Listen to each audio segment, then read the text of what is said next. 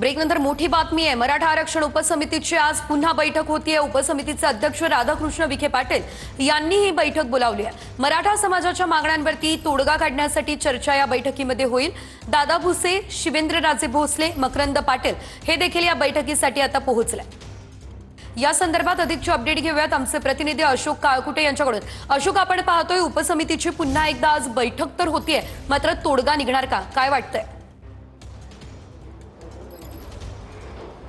नक्कीच आता 3 मंत्री या बैठकीसाठी दाखल झालेले आहेत। शिवेंद्रराजे भोसले, दादा भुसे आणि मकरंद पाटील। थोड्याच वेळात अन्य जे मंत्री आहेत, जे सदस्य आहेत ते देखील दाखल होतील। प्रशासकीय अधिकारी सुद्धा या बैठकीसाठी रॉयल स्टोन या बंगल्यावरती दाखल झालेले आहेत। विखे पाटलांच्या अध्यक्षतेखाली हे थोड्याच वेळात बैठक होणार आहे आणि या बैठकीमध्ये आज प्रामुख्याने हैदराबाद आणि सातारा गॅझेट संदर्भात सकारात्मक चर्चा होण्याची शक्यता आहे आणि त्या अनुषंगाने मराठा आंदोलनासंदर्भातला तोडगा काढण्याचा आज प्रयत्न केला जाईल। यावरती आज तोडगा निघतो का याकडे लक्ष लागलेलं आहे। धन्यवाद दिलेल्या सर्व अपडेट्ससाठी।